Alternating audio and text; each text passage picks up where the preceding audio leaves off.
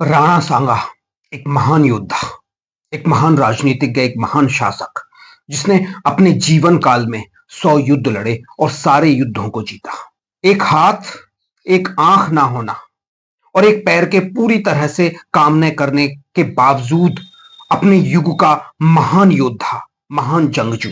देश के तमाम हिंदुओं के आदर्श उस महान योद्धा के बारे में कुछ गलत फहमियां फैलाकर सपा के सांसद तमाम हिंदुओं को गद्दार बोल रहे हैं। उस महान योद्धा की ये कहानी हम बता रहे हैं उनके दुश्मन खुद बाबर के बाबरनामा से। आप सब देखिए कि इंडिविजुअल इतिहासकार क्या लिख सकते हैं, क्या लिखवाया जा सकता है, ये सब आप जानते हैं। उस वक्त भी इंडिविजुअल इतिहासकार थे जो शासक अपने रखते थे और लिखवाते थे। लेकिन अगर आपको वास्तव में मुगलों का सही इतिहास पढ़ना है कि क्या हुआ था, तो आप बाबरनामा पढ़िए, अकबरनामा पढ़िए, औरंगजेबनामा पढ़िए। बाकी के इतिहासकार जो बाद में लिखा है, उन्होंने अपने अपने तरीके से चीजों को बदल दिया।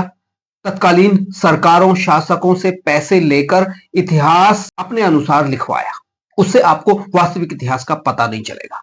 लेकिन आज हम यहां बात कर रहे हैं राणा सांगा कौन थे। मेवाड़ के शासक महाराणा प्रताप के दादाजी, आखिर क्या शख्सियत थी वो। समाजवादी पार्टी के सांसद रामजी लाल ने संसद में महान योद्धा राणा सांगा पर झूठ बोलकर हिंदुओं को गद्दार कहा।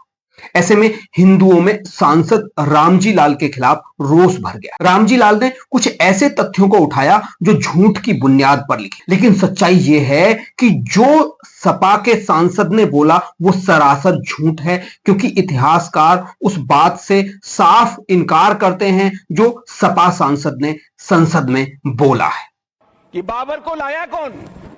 बाबर को इब्राहिम लोदी को हराने के लिए राणा सांगा लाया था। तो मुसलमान तो बाबर की औलाद हैं और तुम गद्दार राणा सांगा की औलाद हो। ये हिंदुस्तान में तय हो जाना चाहिए।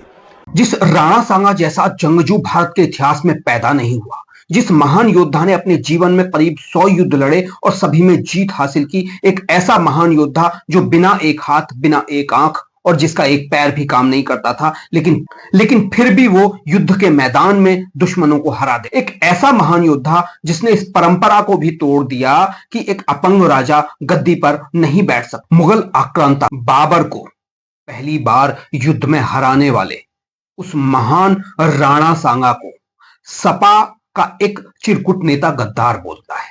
भारत में बाबर की यह पहली हार थी, जिसके बाद बाबर ने आगरा लौटकर फिर से अपने सैनिकों को धर्म के नाम पर एकजुट किया।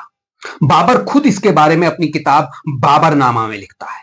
जिस राणा सांगा को अंग्रेज इतिहासकार कर्नल जेम्स टॉड ने हिंदू पूत की उपाधि देने के साथ उनके शरीर पर घावों की वजह से सैनिकों का भग्नावशेष कहा था, मतलब एक हाथ एक पैर से लड़ने वाला दिव्य शक्ति जिसे मैदान में कोई हरा नहीं सकता। लेकिन आज के कुछ लोग अपनी गंदी राजनीति के लिए उस महान योद्धा का तो अपमान कर ही रहे हैं, बल्कि पूरे हिंदू समाज का अपमान कर रहे हैं जो उस महान योद्धा को अपना आदर्श मानता है।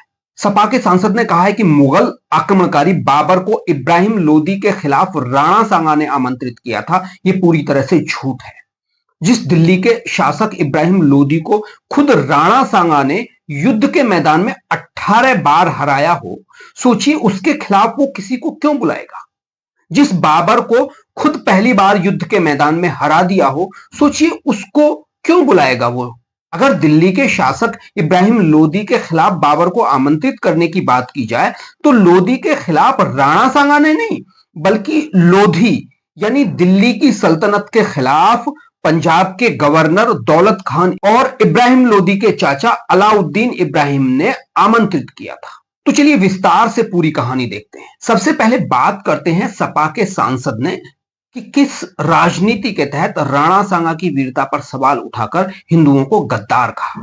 तो इसका सीधा सवाल है, सपा सांसद मुस्लिम वोट बैंक को खुश करने और उन हिंदुओं को नीचा दिखाने के लिए यह खेल खेला गया जो महान योद्धा राणा सांगा, महाराणा प्रताप, वीर शिवाजी महाराज को अपना आदर्श मानते हैं। क्योंकि सपा जैसी पार्टी के कुछ नेताओं को यह बात हजम नहीं हो रही है कि भारत के कुछ लोग मुगल आक्रांताओं के अत्याचार का पर्दाफाश कर रहे हैं और भारत की शान, जिन महान योद्धाओं को सम्मान नहीं मिला, उन्हें अपना आदर्श मान रहे हैं।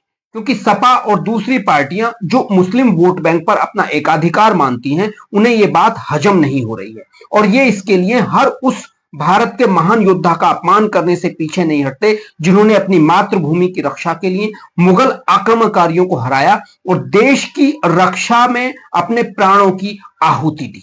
अब आगे बढ़ते हैं और देखते हैं कि महान योद्धा राणा सांगा कौन थे। महाराणा प्रताप के दादा संग्राम सिंह, जिन्हें राणा सांगा कहा जाता था, उन्हें भारत का सबसे बड़ा जंगजू माना गया है। 100 युद्ध लड़ने वाले राणा सांगा एक भी युद्ध नहीं हारे, लेकिन 100वें युद्ध के बाद वो घायल हो गए और उन्हें जहर देकर मार दिया गया। सांगा के नेतृत्व में मेवाड़ की सीमाएं दूर दूर तक फैली, जो पूर्व में आगरा और दक्षिण में गुजरात की सीमा तक पहुंच गई। मारवाड़ और आमेर जैसे शक्तिशाली शासकों ने उनके अधीन काम किया और उन्होंने 80,000 घुड़सवारों की एक सेना की कमान संभाली। साथ ही 7 राजाओं, 9 रावों और 104 सरदारों की कमान संभाली। ग्वालियर, अजमेर, सीकरी, कालपी, चंदेरी, बूंदी, गागरोन, रामपुरा और आबू के नेता भी युद्ध में उनके पीछे हो लिए। राणा सांगा ने मालवा और गुजरात की संयुक्त सेनाओं को कई बार हराया, जिससे इस क्षेत्र में उनका प्रभुत्व दिखा। गारगोन, हटोली, धौलपुर और इधर जैसी लड़ाइयां उनकी विरासत का हिस्सा बन गईं, क्योंकि उन्होंने अपनी मातृभूमि की रक्षा और विस्तार के लिए लड़ाई लड़ी।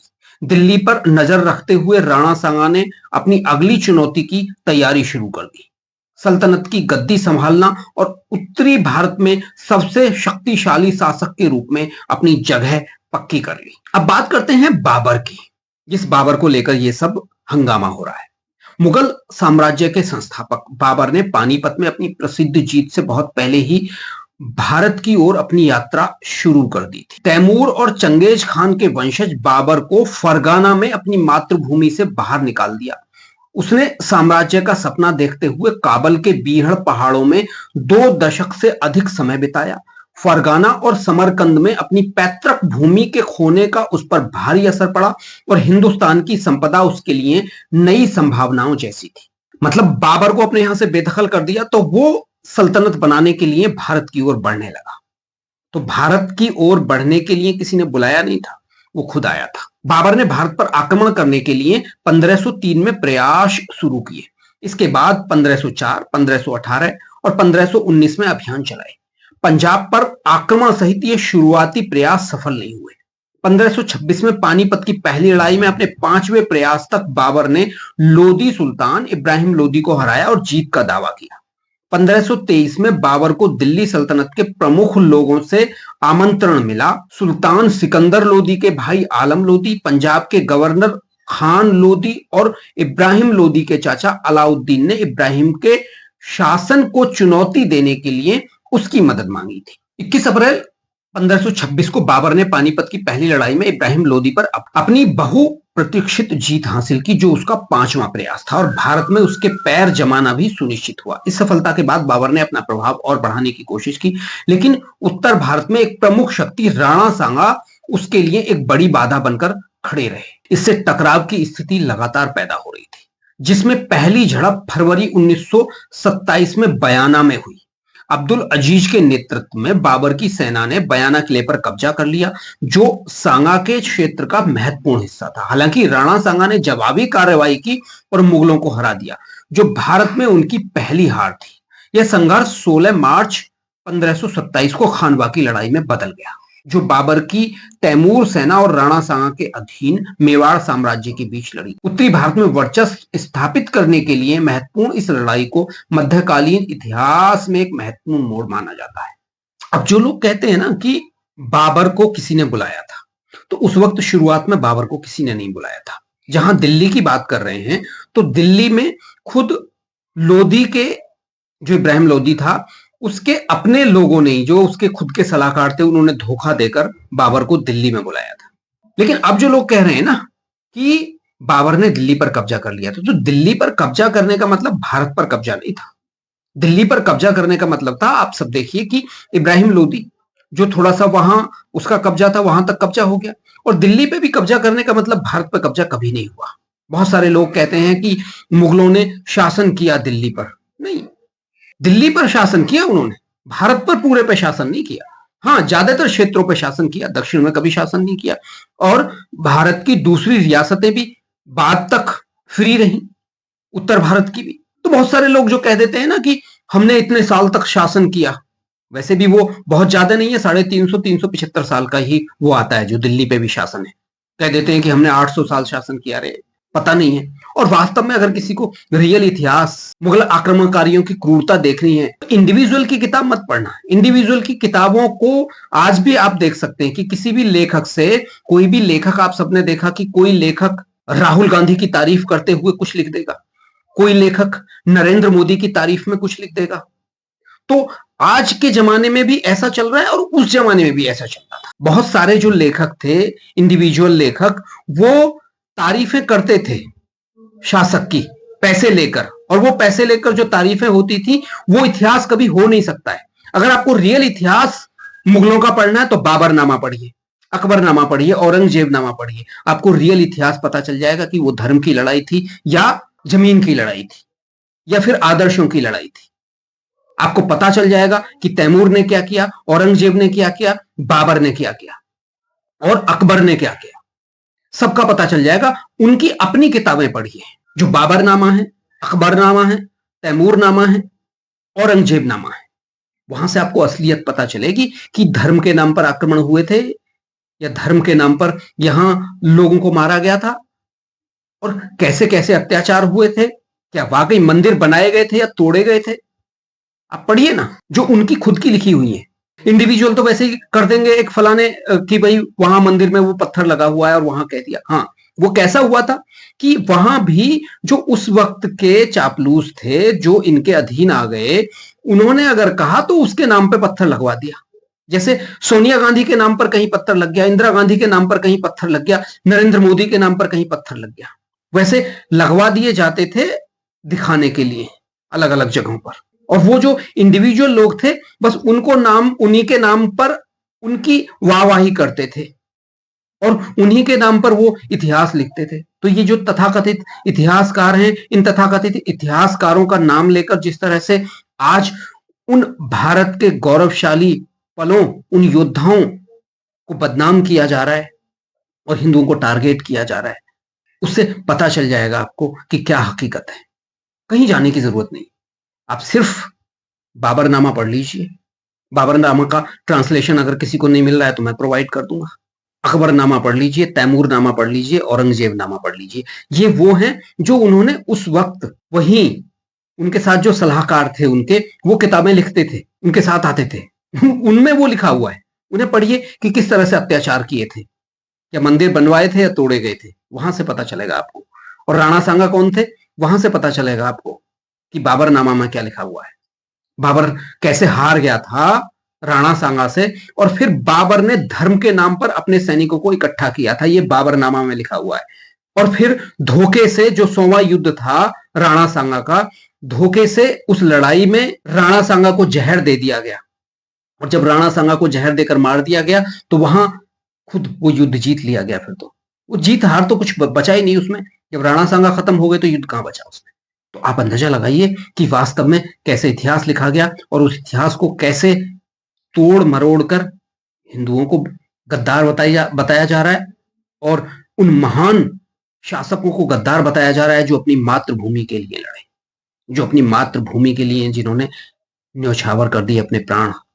और आज के युवाओं को वो समझना चाहिए, देखना चाहिए, क्योंकि वही जो इतिहास है वही हमारा सच्चा इतिहास है। आज भी ऐसे लोग बैठे हुए हैं, आप सब जानते हैं कि आज भी किस तरह से औरंगजेब के समर्थक बैठे हुए हैं। बहुत सारे इतिहासकार हैं, बहुत सारे इतिहासकार इंडिविजुअल की पुस्तक लेके आते हैं कि देखिए औरंगजेब ने इस तरह से यहां मदद की लोगों की, या बाबर ने इस तरह से यहां मदद की लोगों की। इंडिविजुअल, वही जो चापलूस उस वक्त के इतिहासकार थे जिन्होंने पुस्तकें लिख दी, और आज भी वही है जो पैसे के लिए लिख रहे हैं। पैसे के लिए लिखी जाती हैं पुस्तकें। तो जो तमाम इतिहासकार है, उन्होंने जो मुगलों को महिमा मंडित किया है वो पैसे के लिए किया है। भारत की सरकारों ने पैसे दिए, कम्युनिस्टों के जरिए वो तमाम करवाया आगे उन प्रोफेसर्स के जरिए। तो ये जो इतिहास है ये बहुत खतरनाक इतिहास है, हमारे भारत के इतिहास को कहीं का छोड़ा ही नहीं। तो दोस्तों, वास्तव में सच्चाई क्या है अगर आपको वास्तव में सच्चाई पता करनी है तो हम बता रहे हैं, बाकी आपको नहीं है तो फिर बाबरनामा, अकबरनामा, तैमूरनामा, औरंगजेबनामा पढ़ लीजिए और फिर हमें बताइए कि क्या लिखा हुआ है। तो दोस्तों आज के लिए इतना ही। आप सब भी अपनी राय दीजिए। आप सब लोगों का धन्यवाद। नमस्कार, जय हिंद।